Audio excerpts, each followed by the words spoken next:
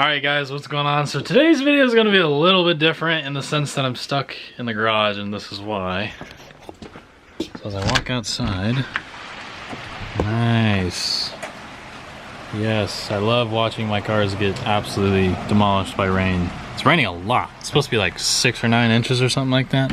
But anyways, as you can see, I can't really work too much on my truck or my Galaxies. Even if I really truly wanted to, it's just gonna be getting wet the entire time. So that's no fun. So I'm kind of confined to my garage, but I still have to get content out for you guys. Still gotta get good videos. So I remember previously when I went to the swap meet, I picked up a set of gauges for my 64 Galaxie. You guys were saying you wanted to watch a video on restoring and going through those gauges. So what I have here on the bench are 3 1964 Galaxie gauge clusters. This one was from the swap meet, white car, and then my red car. So these are all the gauges that I have for a 64 Galaxie, some in nicer condition than others.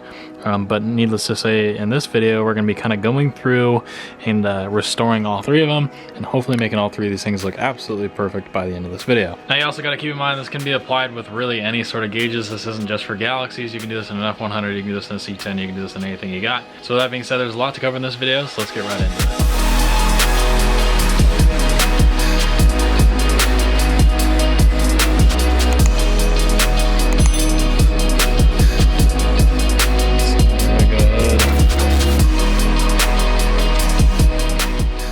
So I'm basically going to be blowing these things all the way apart from scratch, sanding and painting the shells, cleaning everything up, and then putting them back together.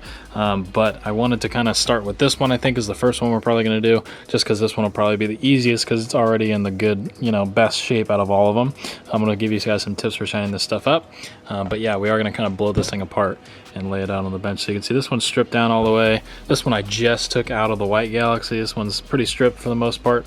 And then this one came out of my red Galaxie, and you can see the amazing wiring mess that I had to deal with, which is why that thing came apart in the first place. But yeah, we're gonna go ahead and set up a little time lapse, and I'm gonna get this thing apart.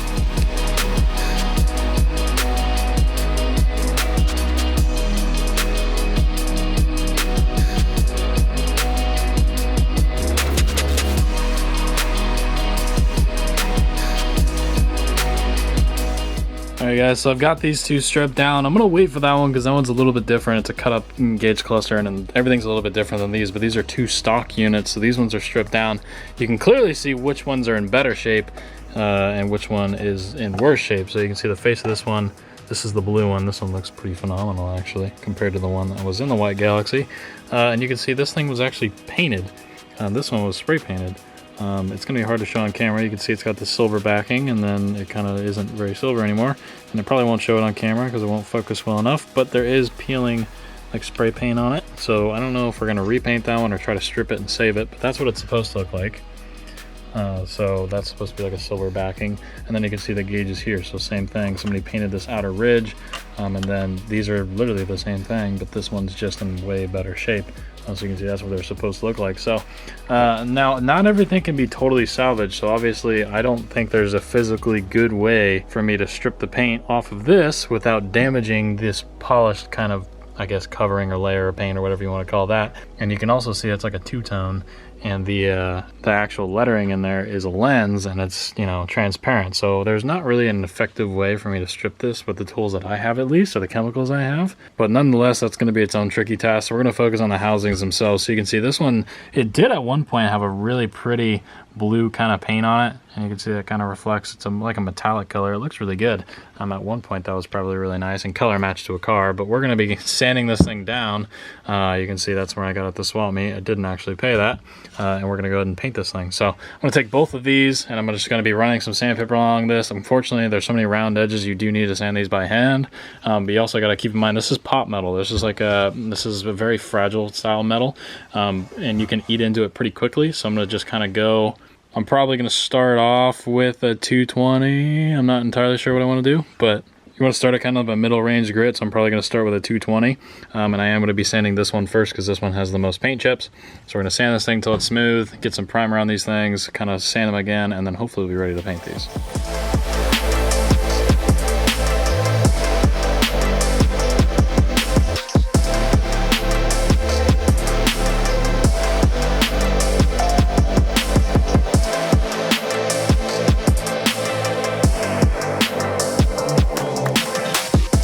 Alright, so after lots of sanding, this is basically what I got.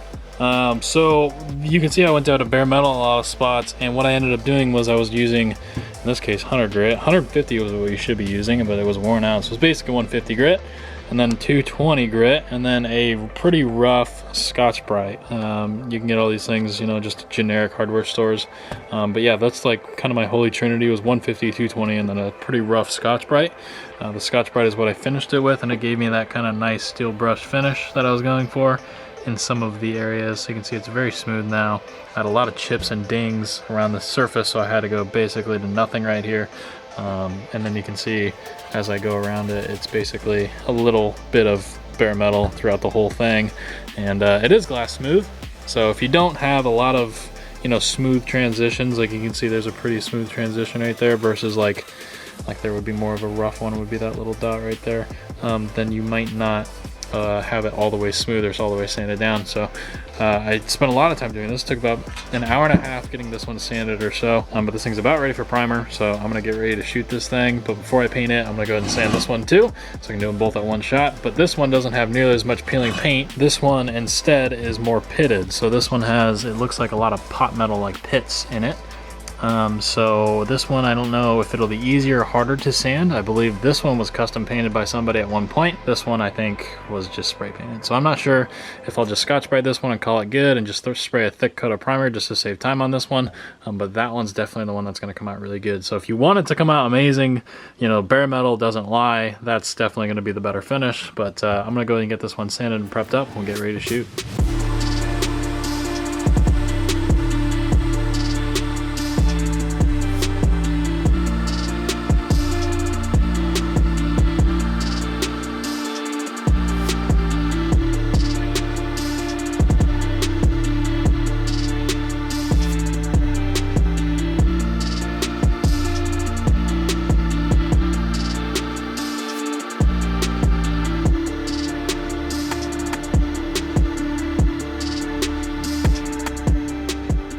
All right, guys, got some paint laid down. So you won't be able to see it too well, but I've got some filler primer. This is the primer I use. I try to get everything at O'Reilly's mostly because it's mostly automotive based.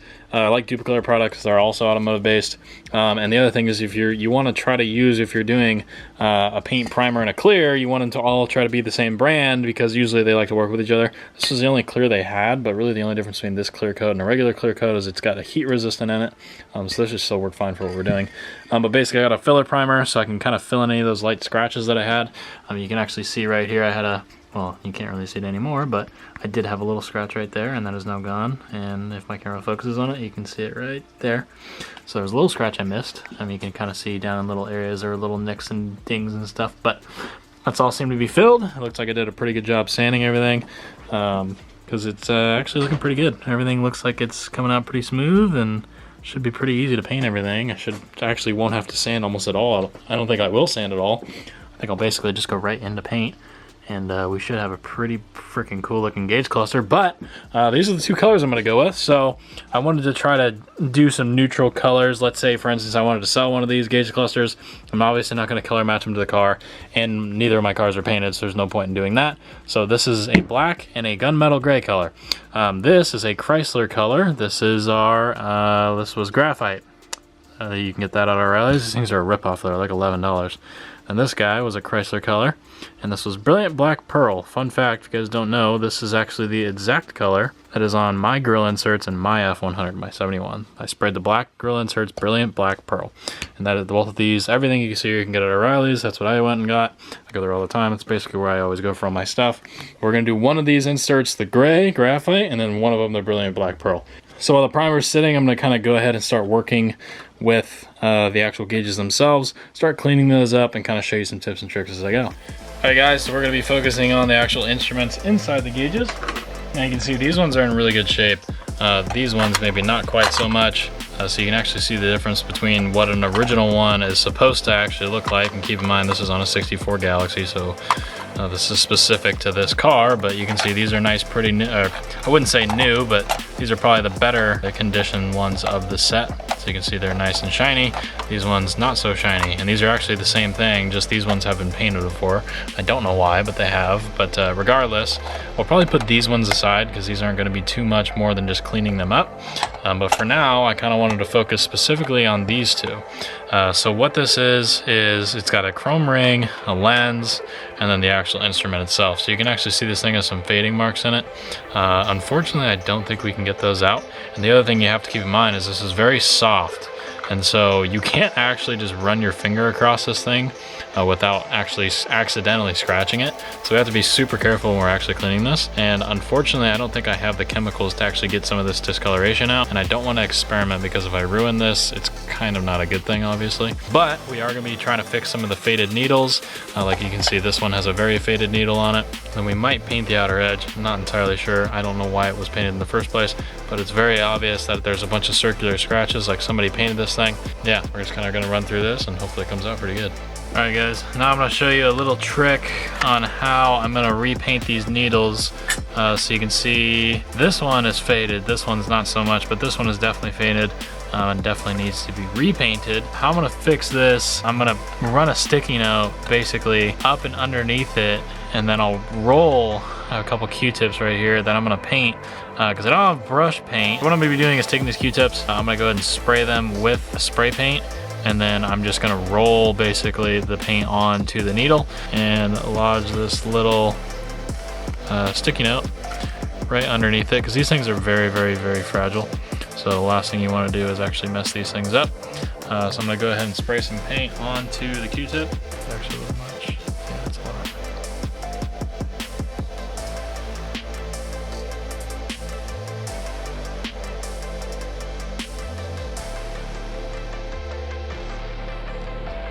Wow, that worked way better than I thought it was going to. Oh my god. I did not think that was going to work that well. Cool, call that good. Look at that, brand new again. In my head this worked. I've never actually tried this, but I'm glad it worked because then I can, you know, actually like pretend I know what I'm doing. And do the same on this one. Just slip this guy under like so. And then basically just, I think I'm going to give it a little more paint.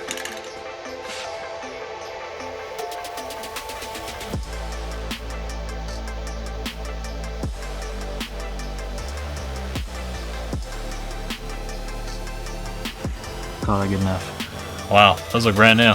So I have red because I don't have orange. I just don't have orange spray paint, unfortunately. And I would say that came out a lot better than I was actually anticipating, which is good. So there you go. That's how to repaint needles without using a bunch of tape and nonsense and making a mess. So hopefully that helps you out.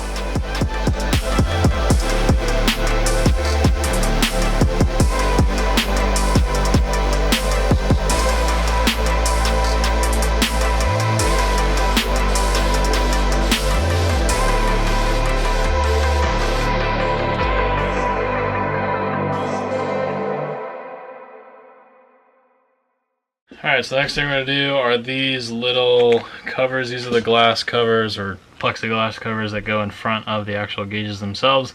The paint's actually like worn off these ones completely. So I'm going to primer these ones and put a metallic color on these as well, just to kind of accent. So it'll be the same exact color as the bezel itself, so they'll kind of accent each other. So hopefully this one comes out good too.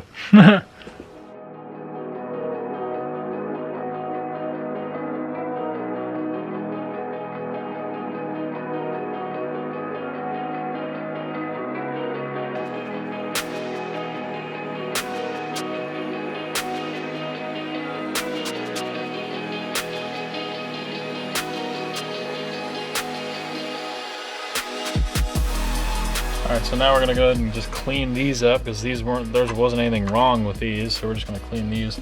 I prefer to use a brand new rag and glass cleaner because glass cleaner is probably the least harmful to anything. It's basically just soapy water, or any sort of soapy water is probably your best bet because you can pretty much guarantee yourself there's no harmful chemicals that will, you know, react to whatever is on the surface of this ring.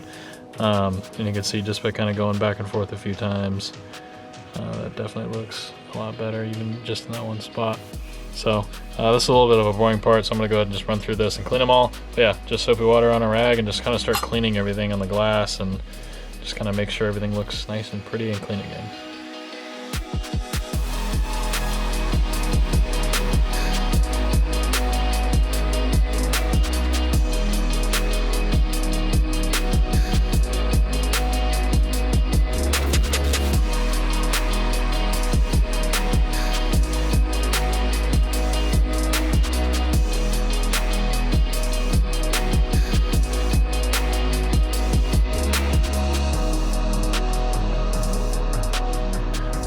so I just sprayed it. I got the color on there now. Hopefully the camera decides to focus. There you go. You can kind of see this. So this is the Brilliant Black Pearl.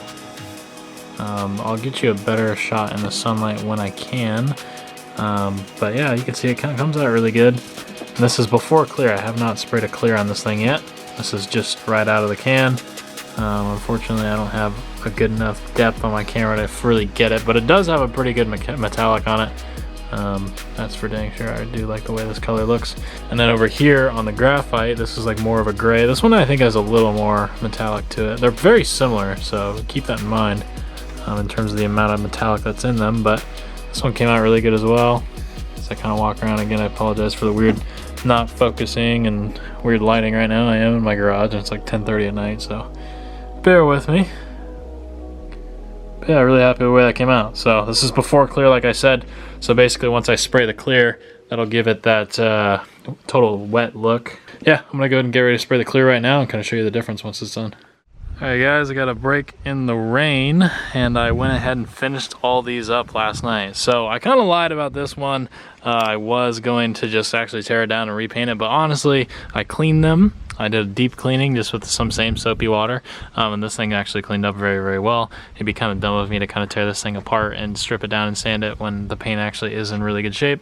So I just kind of left it as is, but you can see this is just an aftermarket set in a stock cluster. So what they ended up doing is basically, somebody made this, I did not make this, and I obviously didn't wire it. They basically just cut the back section out. You can see where it's cut. And then inlaid a flat plate all the way across it, and then that's where they drilled their holes and ultimately mounted those inner gauges. And I don't know why there's a vacuum gauge instead of a volt gauge, but that's there. But yeah, this set looks pretty good. So that's what you could do if you wanted. Instead of spending $500 on a bezel, which is absurd, you can just do literally that. There's nothing wrong with just putting a flat plate behind there. You can see they painted it. I think it's just a flat piece of steel. And then this one this was the blue one. I went ahead and redid this. This is with the Brilliant Black Pearl all the way throughout it. This one had the nicer of the inner, gauges. Those were a lot nicer all the way around. You can see the chrome finish came out really nice. And then the actual paint finish, it's cloudy out, so you're not going to be able to see the metallic, unfortunately, but this thing does have a very nice metallic to it. The graphite more so, you can see you actually will probably be able to see the metallic on it. As I kind of go around it, you can definitely see that. But this one didn't have quite as good of condition backing. It was a little bit colorized, but you can see I repainted those needles and those came out really, really good. They look nice and new. They kind of almost look orange in certain lights, so I would call that good enough. But yeah, definitely happy with the way all those came out. Alright guys, well I hope you went on to enjoy this video. Sorry, today is our first day that we don't have a bunch of rain. You can see behind me it's actually starting to clear up just a little bit, but in about 4 hours it's going to start dumping for like the next 3 days again. So unfortunately I'm going to have to do some sort of garage video again. So let me know what I can do inside my garage for you guys that you guys are interested in seeing, or any sort of just inside or sit down video that we can do. I'm definitely open to the idea. I will most likely, out of the 3, I'll probably end up selling this thing. So if you guys are interested, you can either shoot me an email or DM my Instagram. I'll probably sell this thing for probably like 150 bucks or so. I think that's probably fair considering I just went through everything on it. And it is pretty much ready to drop right into a car, and it has fresh paint. So yeah, if you're interested in this thing, let me know. The other 2 I'll probably leave for my other cars, and yeah, so that'd be pretty cool. So if you guys went on to enjoy today's video, go ahead and leave a like. I really do appreciate it. Let me know what you think down in the comments below, and I'll see you guys in the next video. Bye guys.